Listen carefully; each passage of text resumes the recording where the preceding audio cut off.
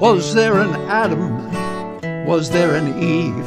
Or did we evolve from what we conceived? Either way, we got what... Okay, hey everybody, this is Harvey Sluggo Wasserman back for the 134th, count them 134, Green Grassroots Emergency Election Protection Coalition Zoom call. It's Earth Week, and so we are starting at 5 p.m. Eastern Time, 2 p.m. Pacific, with all the inside stuff on two of the key states that are blowing our minds. Ohio, which never ceases to find a new bottom, and Florida in the second half hour here, where Wendy Lederman will take us on an excursion through flooded Fort Lauderdale. I will note, by the way, that Ron DeSantis will not be joining us today because he's in Japan. God knows what he's doing there. I hope they grab his passport and keep him, but that's another story. We are going to deal with the politics of those two states in the beginning and have some talk nationwide today. Both Don Lemon and Tucker Carlson were fired from their networks. So they're looking for jobs. So maybe we'll have them on later in the week if you want to hire them for your network. This is Earth Week. The 22nd was Earth Day. I actually, on that, the day before, on the 21st, on Earth Day, I saw Bobby Kennedy Jr., a friend of mine who introduced my book, Solartopia, for about a half hour on Fox. And then in the evening, I went to hear Marianne Williamson, who introduced my book on the passing of my parents, speak in downtown Manhattan. And we had dinner with her. I have to say that Marianne Williamson is quite a speaker. And of the 300 or 400 people in the audience, at least 3/4 were in their 20s. It was a very young audience, to the extent that they had to have a separate section for us baby boomers. It was called the AARP. I was at Woodstock section of the audience, so that was fun. But at any rate, so we're going to do the first hour dealing with the lunacy of Ohio, swing state Ohio, and God knows what, Florida, and a lot of national issues as well, including the Supreme Court situation on the abortion pill. And then the second hour, we will start with the latest news from Diablo Canyon in California, which is still happening. And then we're going to have 5 minutes with Dr. Nancy on plastics. And Nancy conducted a wonderful Zoom on Earth Day this weekend. Nancy, thank you so much for that. I did my part of it from a car parked on a street in Manhattan, but that was about as un-Earth Day as you can get. But nonetheless, it was a beautiful event. So thank you for that, Nancy. And then Tatanka Bricka and I are going to explore the indigenous roots of environmental consciousness. I know that sounds a little abstract, so we'll just say what the Indians think about the earth. And it's an important topic, and we hope in the second hour you will join us. Good to see Anna Georgie from Western Mass, and Lissa from Chicago, and Dave Saltman is here in the Bronx. A wonderful crew. We have 42 people to start. And we also, most importantly, we have Rachel Coyle, who's rapidly chewing her dinner. Rachel, go ahead, finish eating. We don't want you to get sort of choke on the air. So I do want to, unfortunately, this is happening more often, but there are a couple people who departed this week. We want to really recognize Rory of Hollywood, who was a tremendous 30 years, I believe, on KPFK in Los Angeles. He went from midnight to 6 every night, and he was an absolutely wonderful broadcaster, great politics. Any guy with the name Roy of Hollywood, you got to love. But he was really a mainstay of radio and of left-wing progressive radio here in Los Angeles, and he will be deeply missed. And also, I have to say, a farewell to my wonderful Aunt Phyllis. My father came from a family of 8, my mother from a family of 4, and Phyllis was the last one. She died this week at 97. So Phyllis, we miss you. She was a wonderful human being. And we will conduct a family Zoom later for her if you want to join the Wasserman family. So at any rate, goodbye, Roy. Goodbye, Phyllis. You are deeply missed, but you are always with us. So we now have 50 people, and we are going to start. I know Marta Steele is with us as a great expert on Ohio elections. And Marta, you're welcome to join in. Rachel Coyle is going to give us the stuff coming out of Ohio, which is, of course, in the heart of the country, a swing state, always a swing state. The stuff coming out of Ohio now, if you made it up, nobody would believe it. I mean, it is absolutely staggering to hear what Rachel is going to tell us. So, Rachel, you can start with the $61 million bribery case, the attempt to change referendum, the gerrymandering, the joining of the Attorney General in support of Ron DeSantis firing the prosecutor, the right-wingers who are shooting up the transformers, the destruction of wind and solar. Take your pick. What is the latest from Ohio? Oh, man, there is so much happening in Ohio. One of the bills I want to talk about is a bill that is not getting enough attention, and we are giving Florida a run for their money in terms of attacking education in Ohio.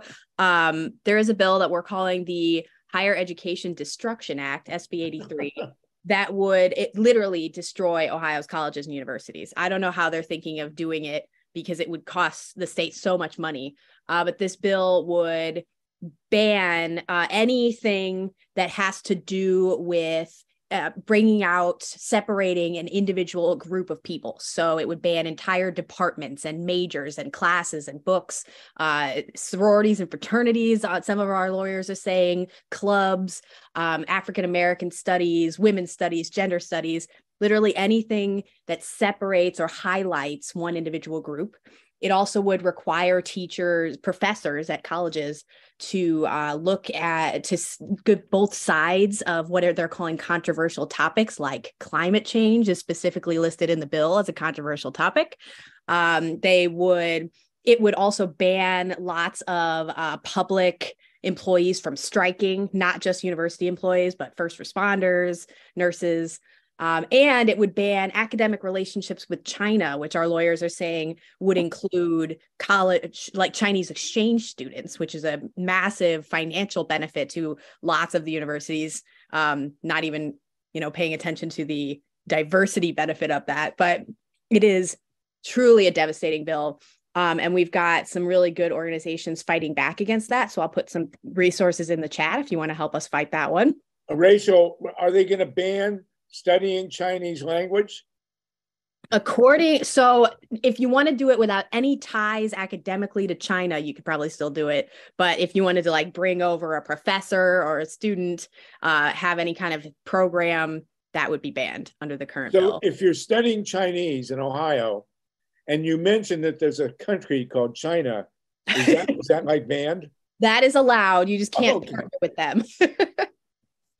So that one actually received such big pushback last week. We had over 500 people submit opposition testimony. It was what we're being told is the largest ever. We had over 100 people show up to testify in person against the bill, and it went well into the night. So we're seeing the pushback we need. It's just very, very scary to think that this bill could continue to move even with all that pushback. So I'm going to put some resources in the chat there for anyone who's interested. You also mentioned the 2 resolutions. So Ohio right now is trying to collect signatures to put abortion rights on the ballot, like a lot of states are doing. And the Republicans know that polling shows that Ohioans support abortion rights. So what they're trying to do is prevent us from getting on the ballot. So they are trying to pass 2 resolutions, one HJR 1, the other one's SJR 2. They're both exactly the same now. That would make it very impossible for citizens to amend the Constitution. It would make it so that you'd need 60% of the statewide vote to pass anything into the Constitution instead of a simple majority. You would need signatures from all 88 Ohio counties instead of the current 44.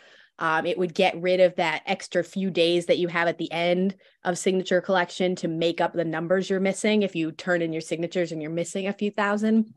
So it'd just be really, really difficult. They're also trying to put that resolution on the ballot for Ohioans before November when we think abortion rights are going to get there. So they're trying to beat us to the ballot, essentially. But in order to do that, they have to pass a new bill, Senate Bill 92, that would bring back August elections, which they literally just got rid of 4 months ago because they said they were incredibly expensive and unnecessary and that nobody votes in the August elections because they never know when they're happening. So they got rid of them and are now trying to bring them back literally just to put these two resolutions on the ballot before abortion rights get there in November. So it is a lot happening in Ohio right now. That's all. Part of the point of bringing all this up is that what happens in Ohio tends to then happen in the rest of the country. Yes, absolutely. And in the 20th century, I think no Democrat got elected without carrying Ohio, except for Franklin Roosevelt, I believe in 1940.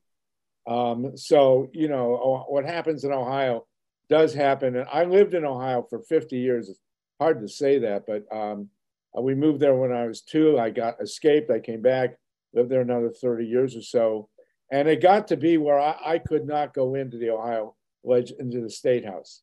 It was like Night of the Living Dead in there. And what about the law that they were going to pass that required that all state legislators have a lobotomy? Did that one go forward? Or I don't know, but I wouldn't be surprised if somebody has introduced it.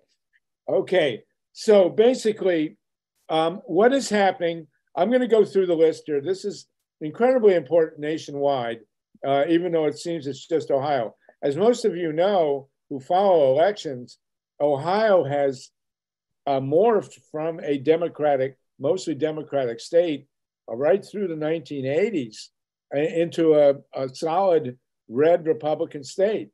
And which has tremendous implications for the upcoming election. I mean, Trump carried Ohio, I believe, by 8 points. And we had a liberal Democratic governor in Ohio named Richard Celeste, and then another one named Ted Strickland. And Strickland was just forced out. And we had John Kasich, who was somewhat sane. And now Mike DeWine has just gone off the deep end. And the whole legislature is incredibly gerrymandered. So, Rachel, can you tell us the gerrymandering story in Ohio is incredibly important because we had 2 state referenda to ban gerrymandering. It went to the Ohio Supreme Court where it was 4-3 for the Republicans, but the Republican Chief Justice, Maureen O'Connor, demanded fair maps. And Rachel, can you tell us what has then happened? Yes. So they basically ignored the Ohio Supreme Court multiple times and forced Ohio. The legislature did. The legislature did. The legislature basically the gerrymandered legislature told the Ohio Supreme Court to drop dead, basically. Yes, they essentially were like, come and arrest us if you're going to. And no one even knew logistically how that would work. So we ended up in Ohio voting using illegal maps for both the congressional and legislative districts last year because the legislature just fully ignored the Supreme Court. And now the one Republican on the court who had been voting with the Democrats for fair maps aged out. In Ohio, you can't run for re-election as a judge if you're over the age of 70.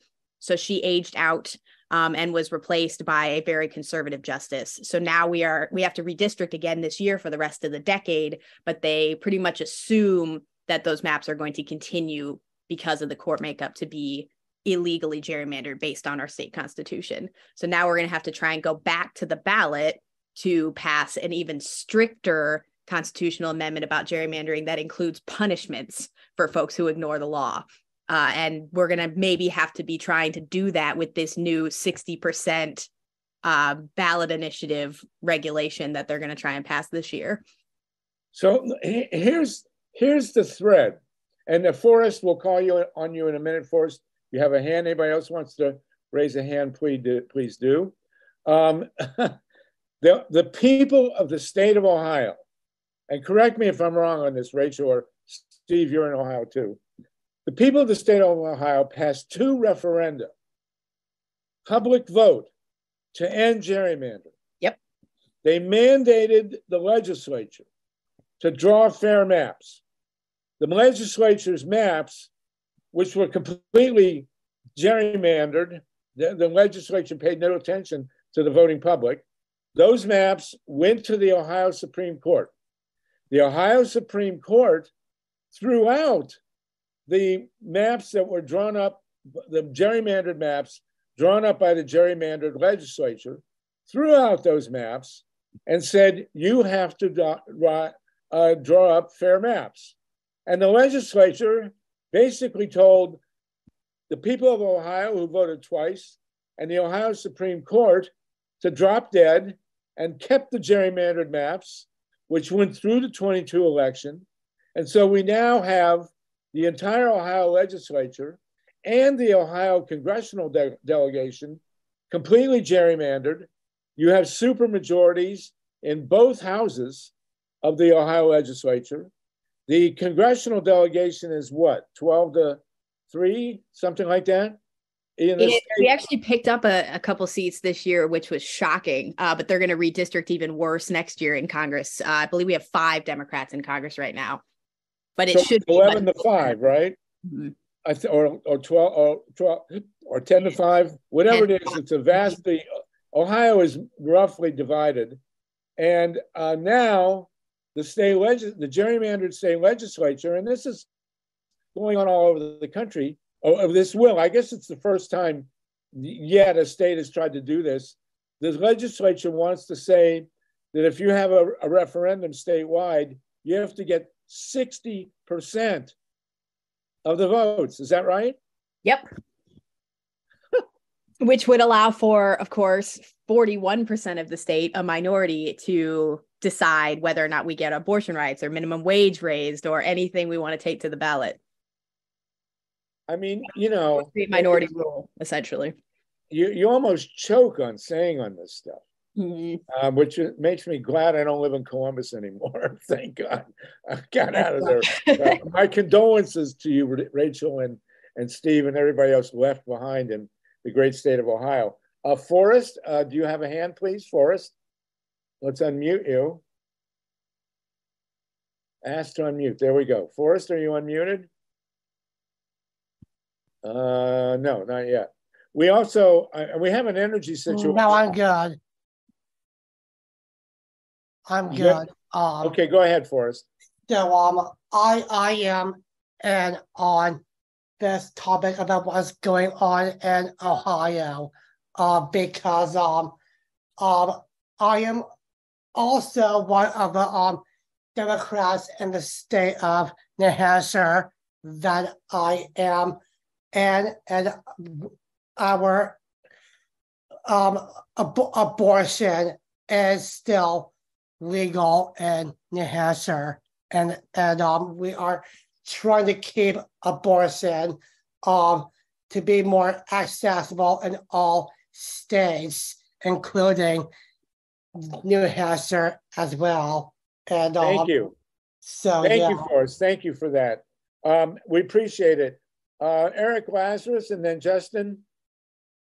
Eric, you're in New York. Justin, you're in California, but go ahead. Eric, please, are you unmuted? Testing, can you hear me? Yeah. So how does that work for 40%? I missed a little bit of that. For 40% would end up determining abortion. Thanks so much, Rachel. Yeah, so we are trying to go, we're collecting signatures to try and go to the ballot this year, this November, to put abortion rights in Ohio's constitution. And right now, 50% plus one vote, a simple majority of Ohioans passing that resolution would put it into the Constitution. But the Republicans in the State House are attempting to change the Constitution before November to make it so that you would need 60% of the statewide vote for citizens to amend the Constitution, which would mean that just 41% of the people could block abortion rights. Yeah. Got it. Oh, wow. Yeah, They and of course really love democracy. that matches the filibuster in the Senate. So I guess we have to be consistent in our federalism. Justin, and then Wendy. Justin. Yeah, so I wanted to make the additional layered point that it's not just a minority of voters who would actually make the deciding results here. It's a minority of voters because turnout is often relatively low. And when turnout does happen, it skews old and rich and white more than anything else. So, there are plenty of cases where you can get 30% or 15% of the population actually imposing their will on the rest. And so this is something that's not just an Ohio thing, as you said. This is something that's happening all across the United States. And so historically, the way to overcome gerrymandering was to get out the vote. And so I'm wondering, Rachel, what is being worked on strategically in that regard as well? Yes, we are. So we're already working on getting folks to, because we're going to have to get folks out then in August and November. If this passes, first to vote no on the making it harder to amend the Constitution. And then again, yes, in November to support abortion rights in the Constitution. So it's going to have to be a multi-pronged campaign, and we're going to have to start messaging it immediately, like a no in August, yes in November kind of campaign to get the same people out twice. So that conversation is happening. We have a very small chance, but we're still focused on it to stop this resolution in the House in Ohio. The Speaker of the Ohio House is receiving a lot of pressure and is hesitant to move this resolution forward. So there's still a small chance we stop it before it gets to an August ballot, and we're focused heavily on that. And then if it passes, we will then have to go full on message campaign. I would like to point out that the last Speaker of the Ohio House is headed to prison. So maybe if and the one before him was arrested by the FBI as well. It's been the last two now. Whoa, what a state! And we do want to. I will want to express my particular point of view that I wish the referendum on abortion in Ohio was in 24 and not in 23 and in November of 24. That would make a huge difference and could result in Ohio having a not going Republican in 24. So that's something to think about. Yes, if we don't end up getting the number of signatures needed, those signatures do transfer over. So we could then go in November of 24.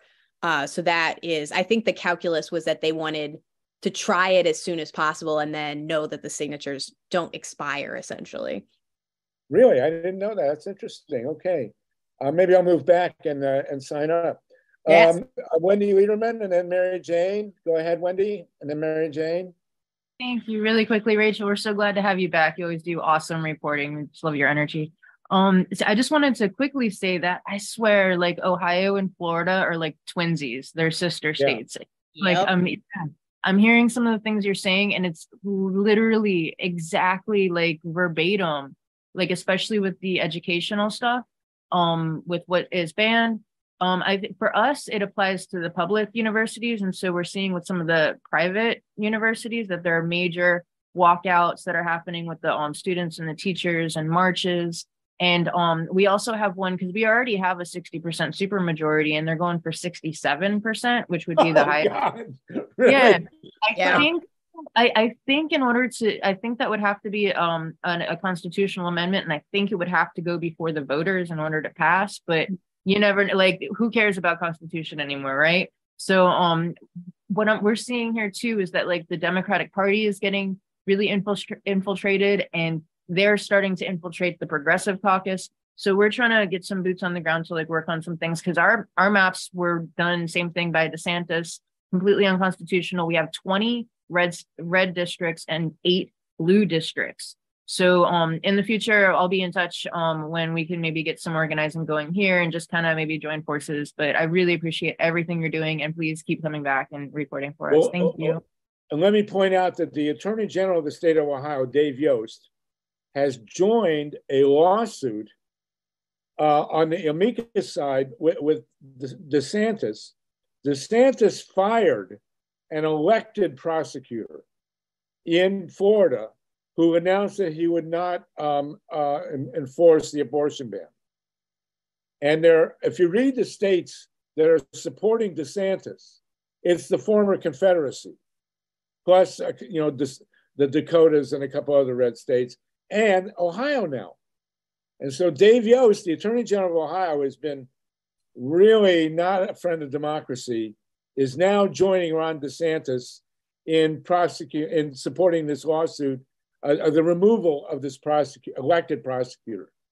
And this is clearly a wave to come, where you're going to have right-wing governors removing elected officials that they don't like. It's going right, Rachel. I mean, you've seen that, right? Yep, absolutely. And I just posted an article in the chat about exactly what you're discussing there. Mind-boggling. Yes. Mary Jane Borden. Mary? Can you hear me? Yeah. Yes. I ran ballot issues from 2010 to 2015 in Ohio for medical marijuana. So I really got, neck deep into how this mechanically works. Now, one thing I wanted to point out, if anybody's really interested in the hearings that occurred this past week for I think this one was in the House, I think, and it was voted out of the House. But it was very fascinating because Mike Curtin, if you guys go back in time, you probably remember him. I do, yeah. He ran the Columbus Dispatch for about 30 years, and then he was in the legislature about 2 to 4 years, something like that, a few years after that. And I've never really heard anybody talk so articulately about elections and constitutions than I did with his testimony at this hearing. As I said, this would have been, I don't know how many hearings they've had on this joint resolution, but this would have been probably pretty recently. So I would, if you want to get really neck deep in this, it was fascinating to hear him speak.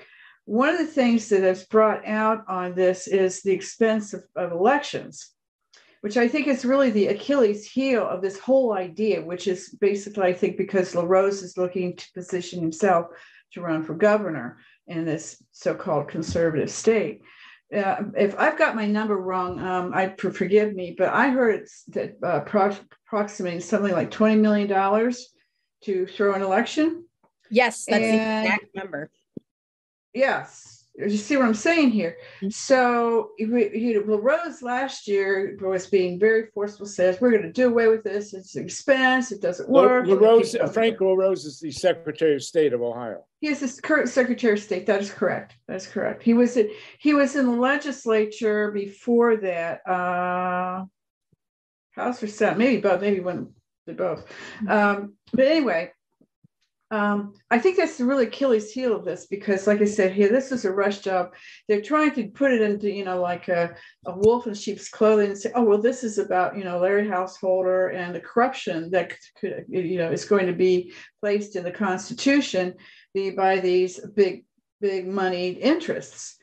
Okay, so first of all, I'm going to finish first thought. Okay, but you got to hustle because we're Mary Jane, because we're running out of time. So just do it real succinctly if you can.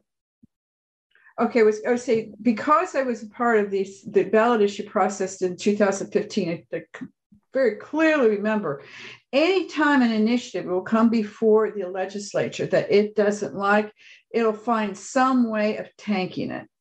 And that's what happened in 2015, if you remember, with issue 2. Issue 3 was the monopoly amendment. Issue 2 was an amendment that they actually did place in the Constitution, which forbids the monopolies. In fact, you have to collect all your signatures, and then finally the ballot board will go through it and say whether or not you're a monopoly.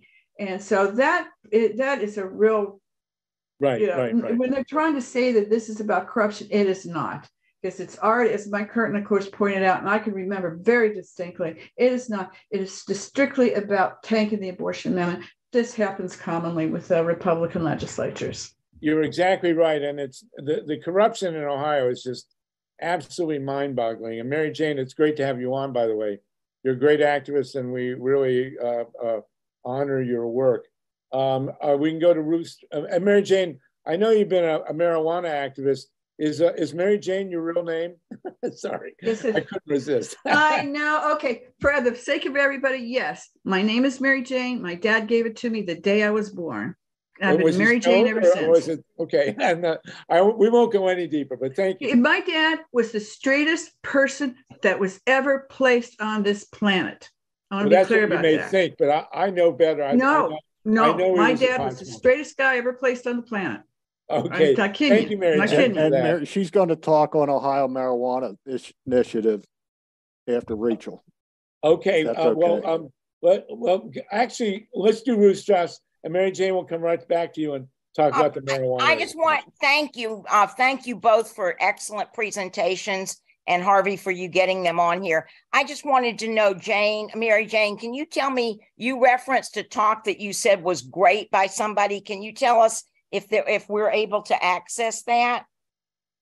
I would go to channel 34, which is where public access is. You've got 3 different networks that they kind of show there. Can you spell that? Jen, Jen 34 or what? Channel, TV channel. Channel 34. At least on my television, it's channel 34. We'll get it to you, Ruth. We'll get it to you. Okay, because we're in California. And we'll post it. Oh, okay. All right, yeah, so you Mary just have Jane, to watch it on that. Our Ohio section with you, we will go back to Rachel to wrap up. But I remember being in Ohio for years and years, and everybody would get together and we'd talk about putting a referendum on the ballot to make pot legal. And then everybody was too stoned to go out and get the signatures. But come on, no way. We collected 150,000 of the darn things. Don't give us that. No way. So tell us about the upcoming marijuana legislation. Then we'll go to to Rachel and wrap up Ohio. Go ahead, Mary Jane. Oh, am I on now? Yeah. Yes. And we have 71 people. We collected 150,000 signatures for the Ohio Cannabis Rights Amendment in 2013 and 14. The reason we didn't make the ballot was because Responsible Ohio came along with $20 million and we didn't have $20 million. And they lost. Okay, I got that? All right. So what is the status of pot now in Ohio? Is it legal? Is it great? Good question. Oh. That's where my specialty is. For some reason, I ended up being a specialist in marijuana. Go figure, Okay, where are we at? In 2000, after Responsible Ohio lost in 2016, some of their players came back and put what's called HB 523 before the Ohio legislature in 2016. I have never in my life, because there was another ballot issue that was chomping at its heels, that was from the Marijuana Policy Project. I have never seen a legislature move so fast in my life. Within 2 weeks, medical marijuana was legal in the state of Ohio at the end of May in 2016. So this is the program that we've been working with ever since. It's called the Ohio Medical Marijuana Control Program. As a person who we've gone from having nothing to having something, it's a pretty decent program, I think. I'm a registered patient. I can go to a dispensary and get, all kinds of stuff, all kinds of, marijuana products. And I think that's a really good thing. Senator Stephen Huffman from Western Ohio introduced SB 9. It was actually SB 261 last year. Now this year, because it was not passed in 2022, was reintroduced at the beginning of this year as SB 9. And what SB 9 is designed to do is to improve the program. And it does make some improvements. And I want to just see if I could bridge this correctly here. Well, Mary Jane, you got to really nail it down because we're over time a little bit. So are you saying that what about recreational marijuana? Is that? I'm trying to get to that. Okay, go for it real quick. So we have them playing against one another. We have the legislature trying to tank one. All right. Got it? Good. Okay. So in last year, I know Tom here in the group formed Regulate Marijuana Like Alcohol as the organization. and they're fielding what's called an initiated statute, which is different than a constitutional amendment. I want to be clear here. The 60% threshold is for constitutional amendments only. It does not apply to initiated statutes. Initiated statutes will remain 50% plus one. Okay.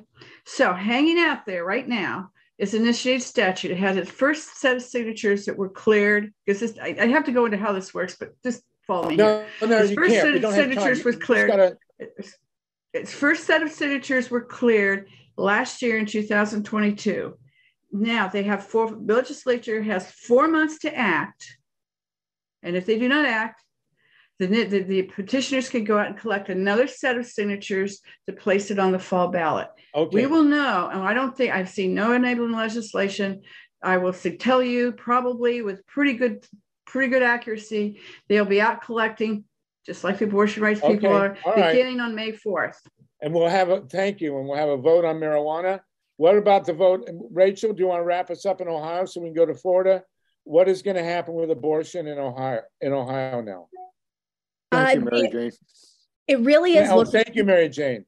Thank you, and please come back and update us on that. And give my regards to Cannabis Kenny, if you will. Okay, go ahead. And Bob Petrakis, no doubt. And yes, my hero. Rachel, please.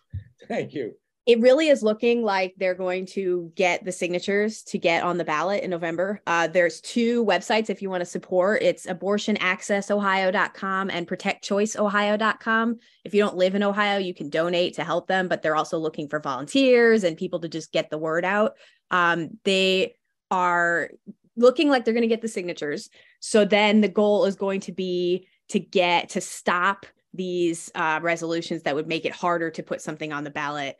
But if we can't do that, we're going to have to get people out to vote in August to vote against the constitutional resolution change.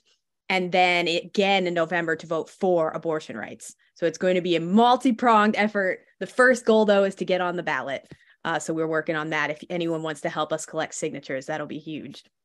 Well, Rachel, you're great. Mary Jane, you're great. Keep coming back to us, please, because as goes Ohio, so goes the nation. But this idea that they want to make the public get 60% to pass a congressional referendum is absolutely constitutional referendum is absolutely outrageous, and should be completely unconstitutional. I'm sure it'll go to the Supreme Court, and one of the reasons we're seeing uniformity, by the way, and these guys like the education bill is because we do have ALEC, the American Legislative Exchange Council, which is funded by the Koch brothers, which writes up this legislation, and it goes all over the place. So thank you, Steve, for bringing us Rachel and Mary Jane. We'll have you both back week after week to keep us posted on this because it's very, very important nationwide. So thank you both, and we'll keep at it. Thank you. We have we want to go to Wendy Lederman now in Florida. As you can see behind me, I'm about to jump in the ocean at Fort Lauderdale, which has been flooded. Wendy, you have a program. We're going to go to the top of the hour. At the top of the hour, we're going to get a brief report on Diablo Canyon and on plastics, and then we're going to talk about the indigenous roots of environmentalism. Meanwhile, Wendy and her talking cat will give us a report from Fort Lauderdale. Go ahead, please, Wendy. Thank you. Yes, in Fort Lauderdale, the beach comes to you. So that's good. I like that. Thank you. Harvey, do you mind if I just take a quick minute to talk about Tortuguita and Cop City real quick? Yes, we all know about the demonstrations against Cop City, this horrendous project they want to do in a forest in Atlanta. A young man in his 20s was basically murdered by the police. Do you want to tell us about it, Wendy? Yes, please. Thank you so much. Yes, Tortuguita. Yesterday was his birthday, his 27th birthday, and there was some protests all in many states. So the independent autopsy was finally released about a month or so ago. They revealed that because the original official claim was that he shot at troopers first, and the original autopsy that was released showed that he was sitting in a meditative position with his hands up, and he had no gun residue on his fingers, and there was no time to clean it. and no short fingernails, all that. So that was debunked. And the latest report shows he was shot 57 times while sitting with just meditative. So and the ACLU, his crime was breathing while meditating. That's now illegal. Go ahead. Yeah. And just so if anyone doesn't know what Cop City is, it's like a almost 90-acre, 85-acre police training facility in Atlanta. It would be the largest in the country, and it's designed to subdue urban uprising of any kind. And the forces, they would be trained by Israeli forces. I'm going to put a link in the chat in a minute that shows where the funding is coming from. Actually, there's a Atlanta Police Foundation. I guess there are a bunch of different police foundations throughout the country, which is actually a private nonprofit. So it's funded by Coca-Cola, Bank of America, UPS, Chick-fil-A, all these corporations, and they're spending 60 of the $90 million it takes to fund on this private or this public land, that's sacred land in the Weelaunee Forest that was once part of the Trail of Tears. So I think it was the Muskogee Creek Indians were forced out of there, and now it's being taken from public use, and the plans for it are like not set. So they keep kind of like changing. There's like kind of secretive maps that are being released that they're showing that they're going to have to expand onto further private property. The ACLU is part of this task force that was assigned, and they stepped down because of the lack of transparency. An appeal was just denied because all the clean water violations, all the environmental protections are being just thrown out, and as well as the appeal to protect those protections. So it's just such a crazy, crazy story. And just the fact that Tortuguita was shot 57 times while sitting in a meditative position, trying to defend the forest, the sacred forest, precious land. So it's something that people should be aware of. It's the first environmental activist shot and killed, murdered by police. So thank you for having me report on that. I will put the links in the chat, and happy birthday to Tortuguita, and may his legacy live on. I just saw Leanne Barber just entered, so we'll switch over to Fort Lauderdale now.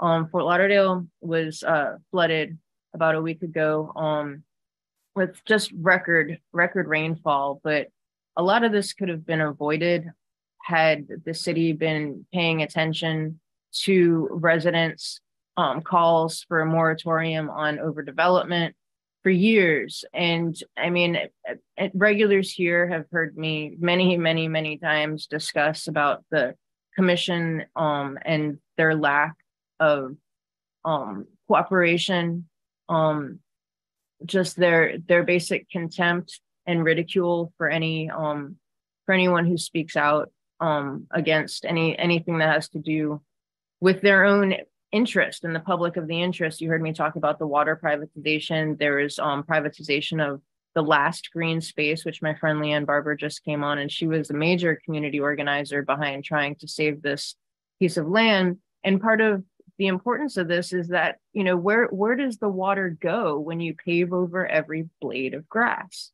It goes into people's homes, it goes into the streets, it goes everywhere. And so I actually have a video that I'd like to share really quick. I'm going to do a screen share in a moment. But I do want to let you know that the biggest issue for me, I think, is that, you know, I run the Fort Lauderdale Water Crisis Community Forum, which I founded when we had 300 million gallons of raw sewage pour into the New River after 5 consecutive floods. And private tests were showing astronomical levels of fecal bacteria. And the city was opening the waters for recreation, saying, come on down, spring breakers, everybody have fun. Meanwhile, people, like, who knows how many people got sick? And so it's happening again. There's 150 times levels of fecal matter being found as we speak. And all of the water advisories were immediately lifted.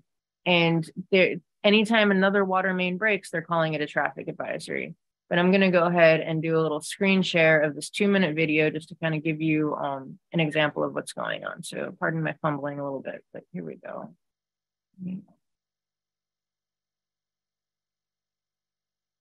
Excuse me 1 second, guys. Also doing in some of the hardest hit neighborhoods where neighbors, they failed them when they needed them the most. Local 10's Christian Melarosa is live in Fort Lauderdale with this part of our team coverage. Christian.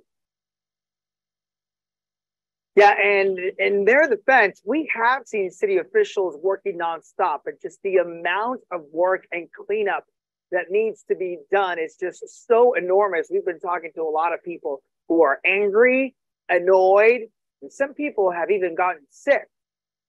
Y'all can predict a hurricane, but you can't let us know when this tropical storm is hitting? It wasn't a tropical storm, but you get the message. Emotions are running high in hard-hit neighborhoods where people we spoke to feel city and county officials failed them ahead of the epic floods.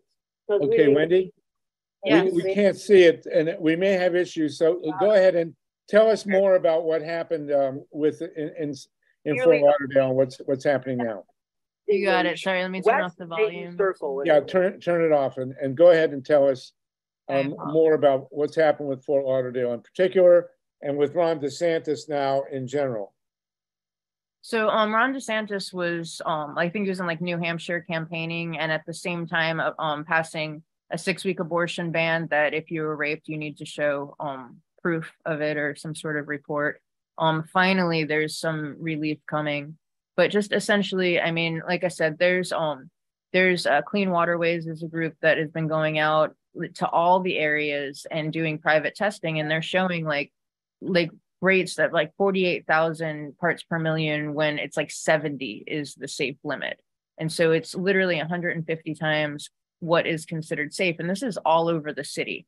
And a week ago, the advisories were lifted. Nowhere in any of the city's posts or information that they're putting out there, like, yeah, you can come do your laundry over here. And we're working on, demucking and getting the debris. But most of the debris was cleaned up by the residents, and they are just not mentioning the deadly bacteria. People get sepsis, they get infections. I mean, pets are in this. I mean, it's just completely criminal, and it could have been avoided, or at least like a lot of this could have been mitigated if there hasn't been so much overdevelopment where they're just selling off all the public land to private investors that are just getting paved over every last inch. I mean, there's ways, like we talked about Babcock Ranch a few months ago when Ian hit, and they were able to kind of mitigate some of the effects of Ian, not only by being self-sufficient with energy, but the way that they designed, having natural habitat and landscape and places for the water to go. And these are things that need to be considered.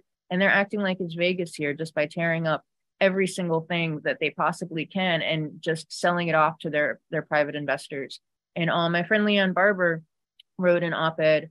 There were several op-eds in the Sun Sentinel that were just calling out the city for saying, like, what do you expect us to happen? Just be honest. All the comments on Facebook, on the city's page, I mean, all the residents are just like, can you test for this bacteria? What's going on with this? Just ridiculing them. And they have, the residents here have absolutely no say. And if Leanne Barber wants to speak for a minute, if she's ready, then she can talk a little bit about, she does a lot of work with regenerative agriculture, but again, she was foremost in the move to save the last piece of green space. And now they just sold off a piece of a park where Leanne was telling me that it's the only place in the county that they compost seaweed. And we have a massive seaweed on its way to us. And so I'll let Leanne go ahead. She's actually on site from her urban farm where she was just supplying kids in distress with some garden supplies, and she's snacking there. So hopefully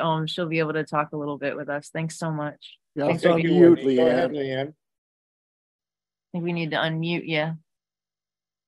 Okay. I do want to point out, as I mentioned earlier, that Governor DeSantis is in Japan right now, while Fort Lauderdale is underwater and being poisoned. And he is running about 15% behind Donald Trump in the Republican polls, but he is the number 2 choice of most Republicans right now to be the presidential nominee. Leanne, what do you want to tell us about what's happening in Fort Lauderdale?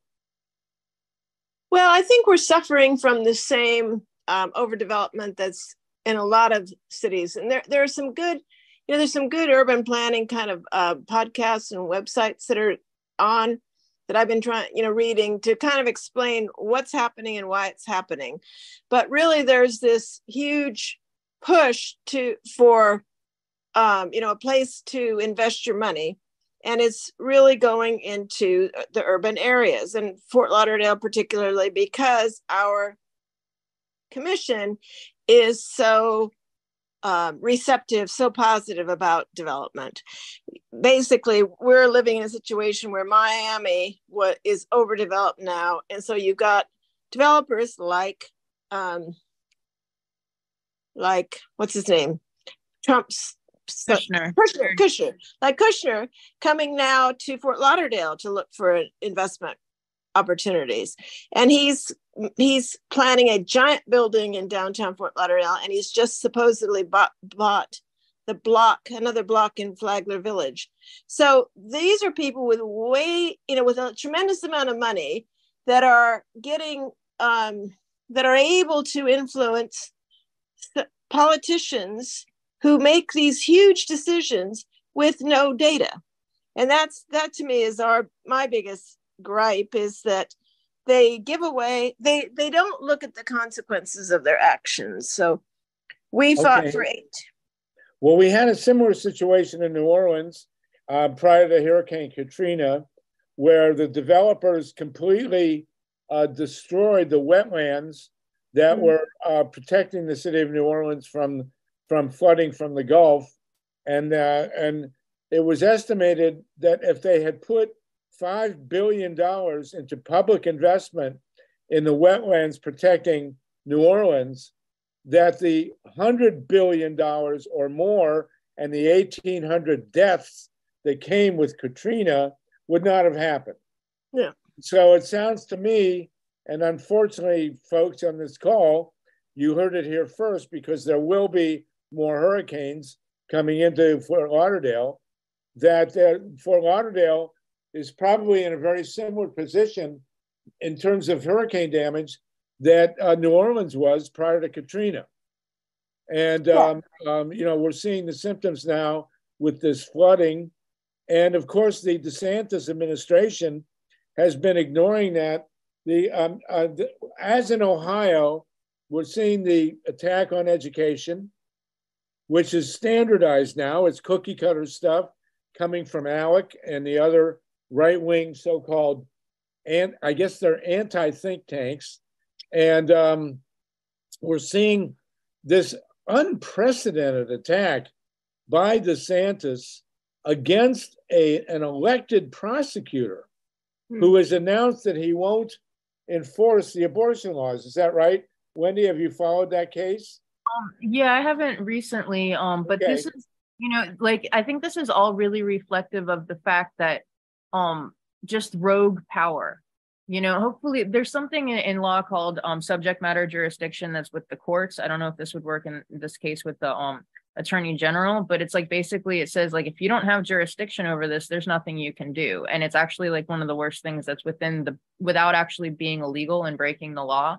But if a judge enforces, orders something and doesn't have the jurisdiction over that particular subject, then it doesn't stand. It's void. So hopefully, and what I see with a lot of cases, and it's almost like a controlled opposition where it's just whoever is kind of supposed to be defending against these things, they just make kind of procedural mistakes or just don't pursue avenues that would work just by coincidence. So, it's the establishment protects itself. And I just want to say in Fort Lauderdale, we have a gay Democratic mayor.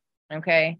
So this is, it's just a matter of corporate, they're seeping in salt water seeping in our pipes, and then it's just poop everywhere. It's really what's going on here. And and again, I do want to just say with what Leon brought up a really good point about just the preventative studies that could be done that just aren't anything that's in the public interest just isn't being done.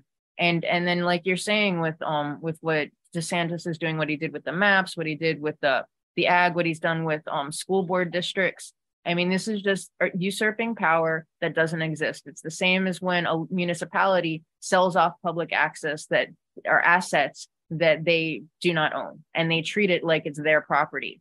And that's what they're doing with us, with our votes, with our supermajority, with everything that they can get their hands on, that they have access to. They're going to try to sell it or manipulate it or profit off of it in some certain way. And there's some bills that just came through that are either going through or coming through now. They want to make public meetings, or they want to make it so that developers and their lawyers can have private meetings, like backroom deals, which is what happened basically with the water privatization and all these sell-offs of the public assets. They could talk about all this property behind closed doors, make deals, and it's going to be perfectly legal. They want to do away with ranked choice voting. They want to do away with nonpartisan races, so that even in the primaries, like you cannot, like all the school board districts, all the sheriffs, all these, you have to be partisan. You cannot just have an independent, or like not bring politics into who's going to be controlling the school boards.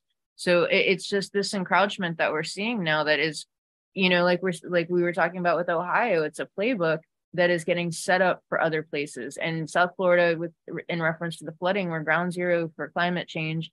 And we're just the incubator for everything that's happening.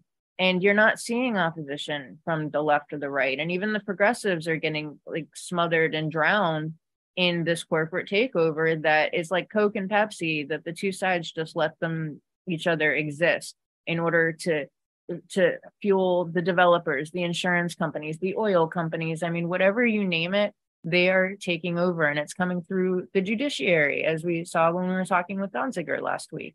And so it's really like all hands on deck from all aspects that don't seem like they're related, because we as the people have certain rights, we have certain assets, we have things that are of the commons, and these elected representatives that are there to represent and protect are not doing this. And I'm sure when you get into the next hour with Indigenous rights, you're going to be speaking about the rights of nature. That's why we're working on the Florida right to clean water and the Green Amendments. When Maya Van Rossum was here, like constitutional protections with the Constitution originally came from the Iroquois Confederacy.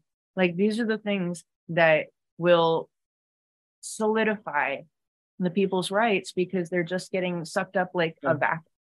So thank you. Very well spoken. Thank you so much. And this is from our listeners at the Progressive Radio Network.